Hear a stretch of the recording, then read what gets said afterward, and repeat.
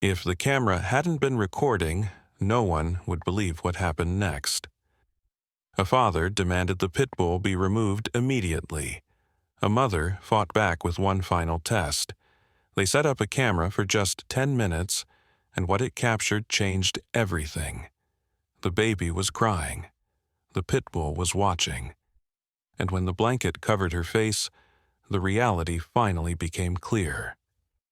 Before you watch, remember to like and subscribe so you don't miss another touching story like this one, and write in the comments where you're watching from and what time it is there. The morning began with shouting again. "I'm done fighting, Sophia." James slammed his hand on the kitchen table, making the coffee cup rattle. "That dog is leaving this house. I've already called the shelter. They're sending someone to pick him up today. I don't care what you think. He's a danger." Sophia held baby Olivia closer, who was fussing in her arms, wrapped in a soft yellow blanket. The baby's face scrunched up, red from crying, sensing the tension in the room. Sophia's chest rose and fell as she struggled to keep her voice steady. "You're not sending him anywhere. He hasn't harmed anyone, James, not ever." "Hasn't harmed anyone?" James yelled back, his face getting red. He pointed at the gray and white Pitbull sitting in the corner of the living room. His muscular body was perfectly still, his dark eyes locked on the crying baby. Look at Titan sitting there like a predator, staring at her every time she cries.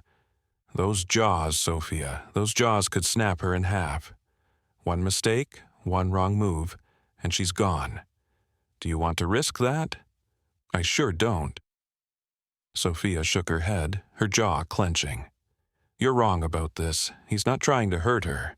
He's watching over her. He knows she's fragile. He knows she needs him. James laughed coldly, sounding bitter. He's a Pitbull, Sophia, a rescue Pitbull. We don't even know what he went through before we got him. Look at those scars on his chest. He's been in fights. He's been trained to attack. Titan lifted his head when James's voice grew louder. His ears perked up. He didn't approach them. He didn't even shift.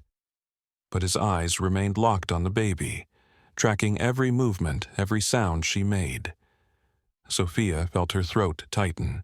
Her instinct was telling her something. And even though she couldn't put it into words, she knew James was wrong. If you're so sure, then prove it, she shot back quickly, her voice sharp. James's eyes went wide. What are you saying? Prove it, she repeated, standing up and holding baby Olivia tight. Leave them alone together. 10 minutes, just the dog and her in the living room with the camera on. If he's as dangerous as you say, you'll have evidence. And if you're wrong, then you admit it. No more talk about the shelter. James's mouth curled into a cruel smile. Fine, 10 minutes. And when that animal proves I'm right, you'll regret defending him. Sophia swallowed, hard.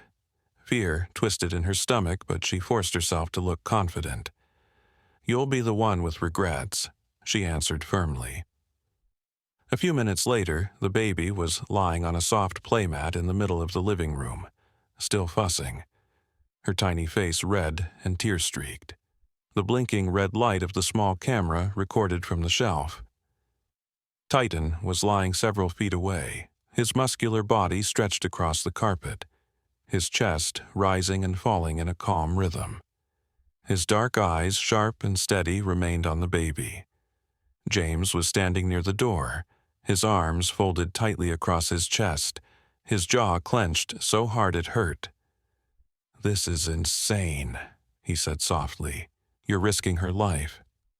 "Be silent," Sophia said sharply, her voice trembling. "If you're so certain, then we'll see. Stop talking." He made an annoyed sound, then followed her out, slamming the door behind them. They walked into the kitchen, the phone resting between them on the counter, displaying the live feed from the camera.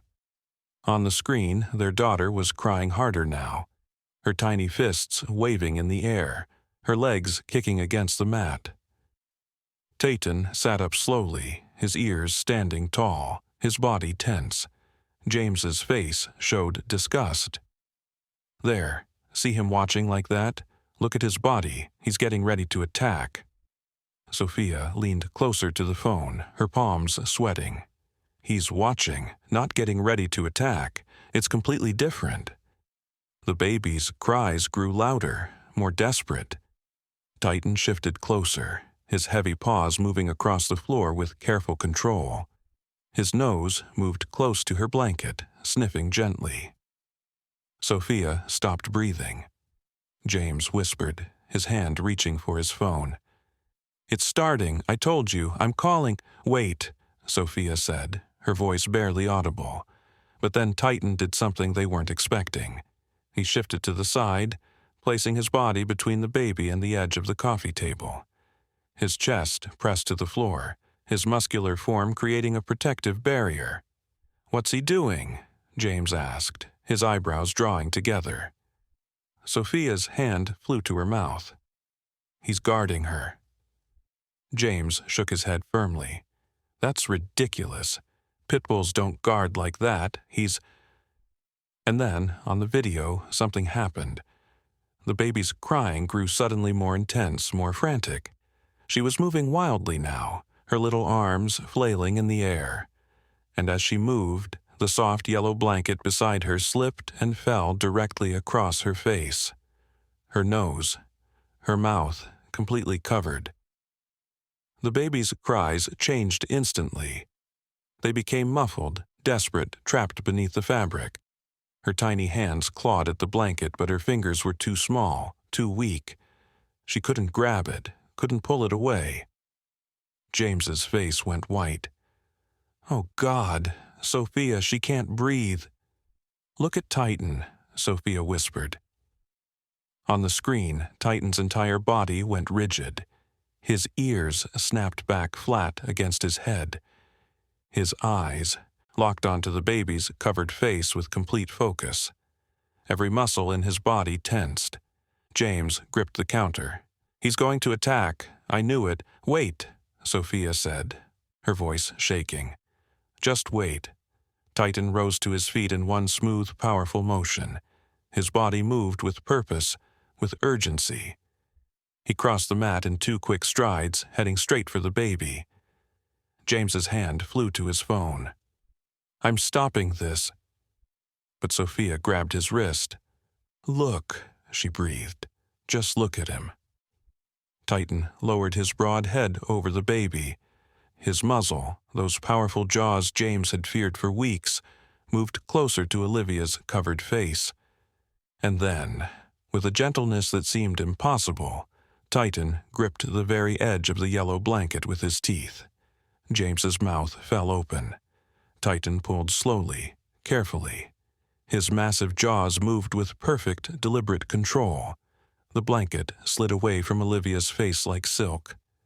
There she was, red, tear-streaked, gasping for air.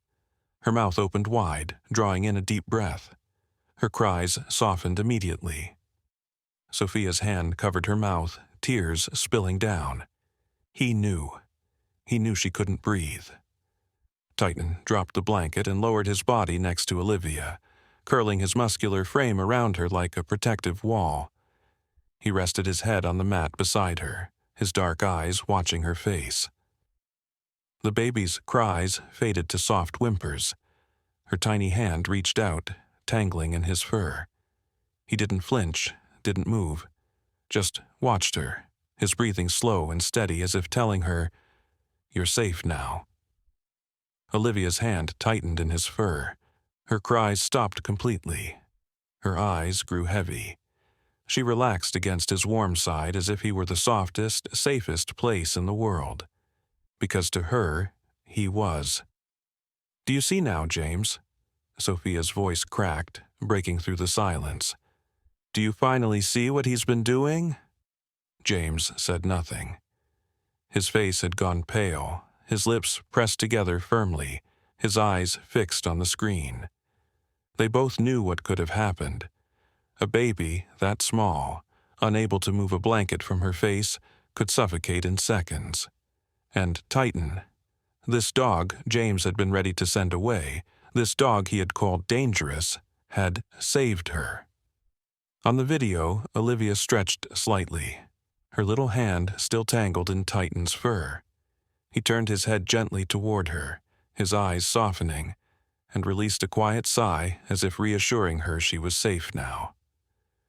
Sophia's tears streamed down freely. "He knew," she said softly. "The whole time, he knew something could happen to her. That's why he stayed so close. That's why he never took his eyes off her."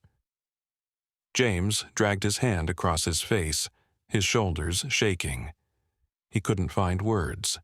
For weeks, he had labeled this dog a danger, a tragedy waiting to happen. He had already contacted the shelter, signed the forms, been ready to surrender him. And now, watching the video, he saw the truth. Without Titan, their daughter might not have made it. When the alarm on the phone finally sounded, Sophia rushed to the living room, James following stiffly behind her, his legs barely holding him up. She fell to her knees, scooping up Olivia in her arms. The baby was calm now, sleeping peacefully, her breathing soft and even. Titan rose slowly, his tail wagging gently, his scarred body moving toward them. Sophia stroked his fur with her free hand, her voice cracking. "Good boy. You saved her. You saved our baby." James stood in the doorway, frozen. His pride shattered. His anger vanished completely.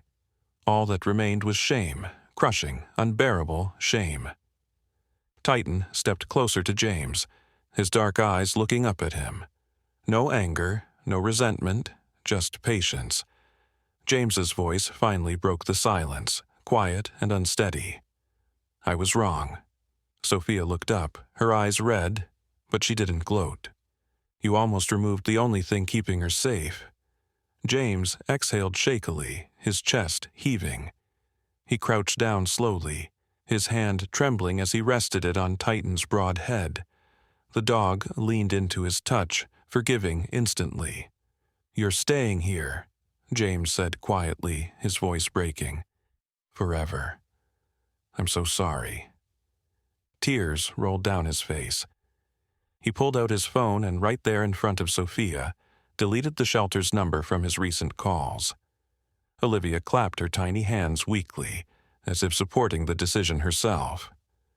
Titan licked James's hand once, then walked over to the nursery door and curled up, his eyes half closed, his ears still raised. He wasn't resting because he was tired. He was resting because his job was done.